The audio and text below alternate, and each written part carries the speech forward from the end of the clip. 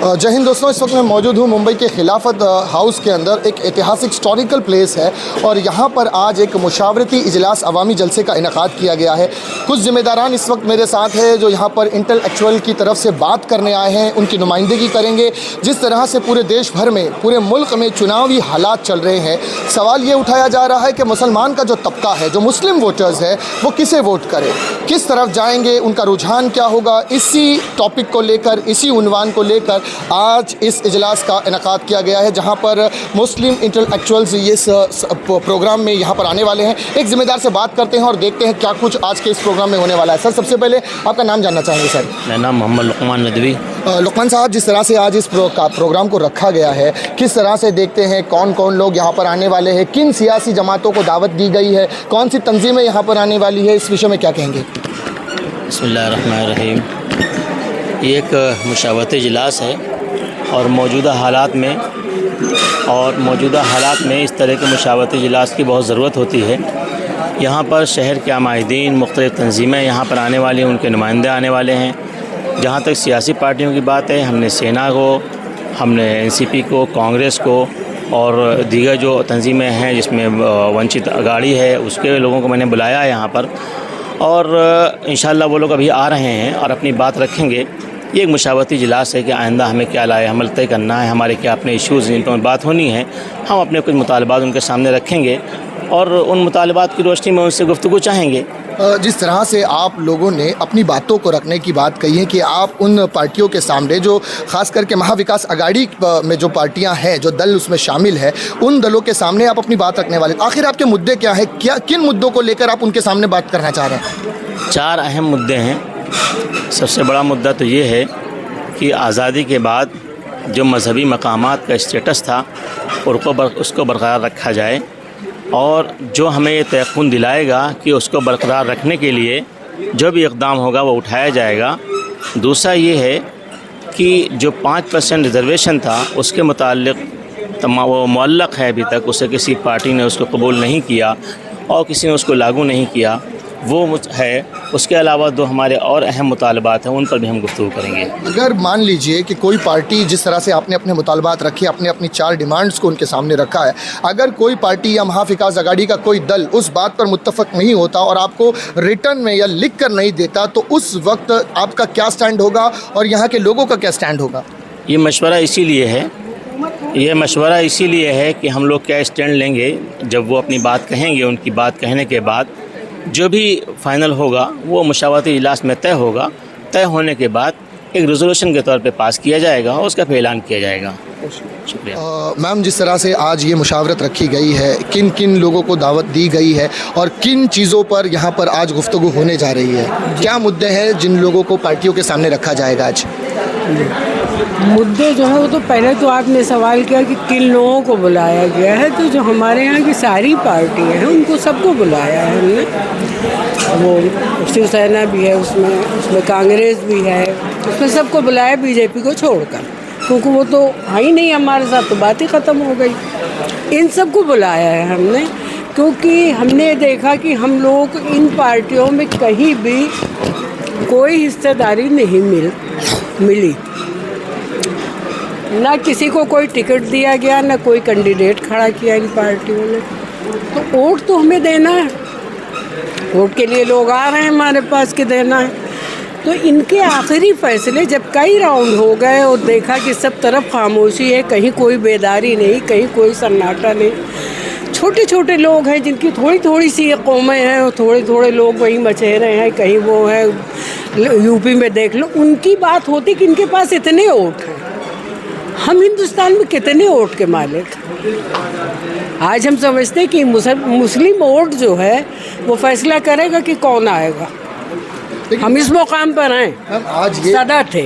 ये भी तो देखा जा रहा है कि कहीं ना कहीं आज पूरे महाराष्ट्र भर का मुसलमान एक प्लेटफॉर्म के नीचे आने के लिए कोशिश कर रहा है। लोगों ने बहुत से अपना जहन भी बना लिया है, कुछ लोग एक साथ जुड़ भी रहे हैं, ऐसा नज़र आ रहा है। नहीं, हम एक साथ कभी नहीं थे, हम सबके साथ मिलके थे। हिंदुस्तान में हिंदू और मुसलमान हमेशा से साथ है। ना कोई एमएलए अलग है, ना कोई एमपी अलग है, ना वोटर्स अलग है।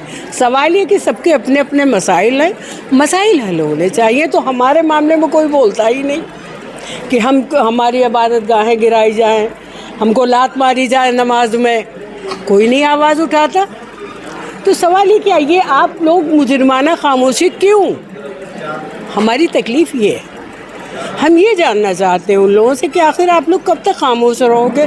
और मजबूर ये है कि हम अगर नहीं आपको वोट देंगे तो बीजेपी हमको खा लेगी, ठीक है। लेकिन अब सवाल ये यहाँ पर ये भी आ रहा है ना कि हम लोग ने जो महाविकास अघाड़ी की जो पार्टियां हैं उन लोगों को मदऊ किया है, तो ये भी होना चाहिए था कि हम बीजेपी को भी बुला लेते। फिर वो भी तो सेक्युलर की बात कर रही है, सबका साथ सबका विकास से बात कर रही है। सच्चाई कितनी है आप लोग विकास देख ही रहे हो, जब से आए सबका कितना साथ है और कितना विश्वास हमारा उन्होंने लिया है, क्या बताने की ज़रूरत है? आपको भी बताने की ज़रूरत है, वो दुनिया देख रही जो हम देख रहे हैं, आप भी देख रहे हो। तो इन लोगों को तो इसलिए बुलाए कि ये सेकुलर हैं, ये हमारे साथ हैं, ये खड़े होते हैं तो कहते हैं कि हम आपके साथ हैं। लेकिन आप हमारे साथ हो तो न तो हमें आप लेकर चल रहे हो, ना हमारी बात सुन रहे हो। सवाल ये लोग अगर जीत के हम वोट देते हैं इनको, जितना बॉम्बे की 6 सीटें जो हैं वहाँ पे मुसलमानों की एक अच्छी खासी तादाद है, तो हम इनको वोट देते कल जाकर ये फिर बीजेपी की गोद में बैठ जाएं। स्पेशली हमारे शिवसेना वाले जो तो आधा धड़ा तो पहुँच ही गया वहाँ, अब ये भी अगर चले गए तो हम इनका क्या कर लेंगे? आपने अभी जो कहा कि आप क्या, हम कुछ करने की पोजीशन में नहीं हैं। आज सिर्फ ये कि वोट हमारे हाथ में है, हम उनसे देखें कि हमारी वाकई उनके दिलों में कुछ जगह है, उनकी पॉलिसी में कहीं हम हैं, कहीं हम भी सिस्टम में हैं कि नहीं हैं। तो मैम आज किन किन लोगों को पॉलिटिकल पार्टी के अलावा जो मुस्लिम वोटर्स हैं उनमें किन किन लोगों को बुलाया गया? दानिश्वरों को बुलाया है जो इस मौजू पे सोच सकते हैं, जो इस मौजू पे बैठकर बात कर सकते हैं। नहीं, जाहिर सी बात है कि अब हम लोग कुछ तो करेंगे। आप साउथ बॉम्बे को देख लीजिए, यहाँ तो मुसलमानों को वो हाल है कि इधर कुआं उधर खाई, कहाँ जाओगे? या शिंदे के साथ जाओ या शिवसेना के साथ जाओ, दोनों मशकूक हैं, दोनों ही पार्टियां आमने सामने, शिवसेना वर्सेस शिवसेना। तो हम किसके साथ जाएं? हम ये जानना चाहते हैं कि हम किसके साथ जाएं, हमारे साथ कौन है? हमारा और कोई मुतालबा है ना, कोई सवाल है ना, हम ये कह रहे हैं कि उसको वोट दो उसको वोट ना दो, नहीं। सवाल है कि मुसलमान किसके साथ जाए, हमारे साथ कौन है, समझ गए? तो इसके अलावा हमारा कोई मकसद नहीं, कोई खुलफशार नहीं। और ये इसीलिए अब आखिरी मोमेंट पे हो रहा है क्योंकि अभी तक किसी ने कुछ नहीं किया, किसी मामले पे कोई बोल ही नहीं रहा, कोई कुछ कह ही नहीं रहा। तुम लोग डर के मारे आके वोट दे जाओ, तो कितना डरेंगे भाई? डरने की भी कोई हद है? कितना डराओगे हमको? हर चीज़ की एक इंतहा होती है, अब इंतहा हो गई। कुछ बदलाव चाहते हैं? नहीं, हम बदलाव नहीं चाह रहे, पूरा हिंदुस्तान बदलाव चाह रहा। हम भी हिंदुस्तानी, हम भी वही चाहते हैं। आज कौन नहीं बदलाव चाहता? सारा स्टूडेंट बदलाव चाह रहा, सारे टीचर्स बदलाव चाह रहे, सारे वकील बदलाव चाह रहे, सब बदलाव चाह रहे हैं। हम भी बदलाव चाह रहे हैं। बदलाव का मतलब ये नहीं कि किसी ख़ास आदमी के लिए, नहीं, आप इंसाफ पसंद हो जाओ।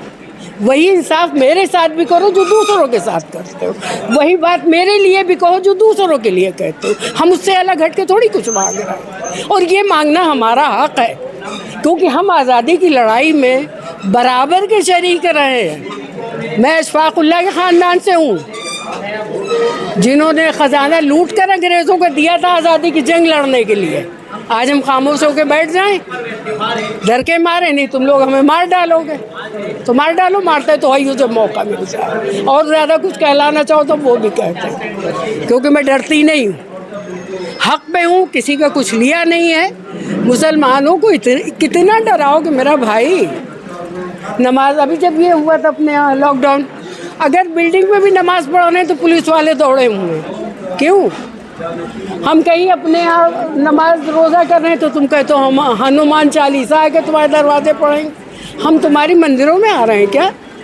ना हम तुम्हारे में आ रहे हैं ना तुम मेरे में आओ मजहबी मामले में। इतना तहफ़्फ़ुज़ तो दे जो हुकूमत में हो, उनको हम जिता के लाएंगे, उनको हम वोट देंगे, उनके लिए अपील करेंगे, उनके लिए रोड पे आएंगे, सब कुछ करेंगे जो हमारे लिए करेंगे। बस बात यहीं पे हम अपनी बात ख़त्म कर रहे हैं। मेरा ख्याल है आपके सवालों का तमाम जवाब मिल गया। बहुत शुक्रिया।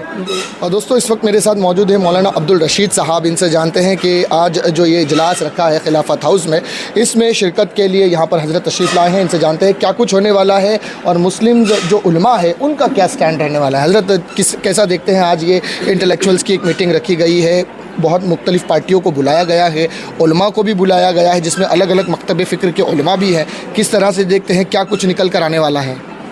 बिस्मिल्लाहिर्रहमानिर्रहीम। ये जो उलमा की और आवाम की मुशावरती मजलिस यहाँ पर मुनक्किद की गई है और बुलाया गया है, बहुत ही बेहतर इक़दाम है, बहुत ही अच्छा तरीक़ा है। ये शायद इसलिए यहाँ पर बुलाया गया है कि हमें अपना वोट किस तरीके से इस्तेमाल करना चाहिए। वोट की बड़ी अहमियत है, वोट की बड़ी अहमियत है। एक एक वोट की इतनी अहमियत है कि एक वोट से हुकूमतें गिर जाया करती हैं, एक वोट से हुकूमतें गिर जाया करती हैं। तो सबसे पहले तो मैं अपने तमाम हिंदुस्तानियों से और ख़ास तौर से मुसलमानों से ये गुजारिश करूँगा कि वो वोटिंग के दिन अगर आपका नाम लिस्ट में लिखा हुआ है, आपके पास लिस्ट में वोटिंग आईडी है, तो ज़रूरी ये है कि आप सबसे पहला काम उस दिन करें कि जा कर के अपना वोट डालें। और ये भी कोशिश करें कि आप अपने पूरे परिवार के साथ में जाएं, अपने अड़ोस पड़ोस में भी लोगों को बेदार करें कि हमें 100% वोटिंग करना है।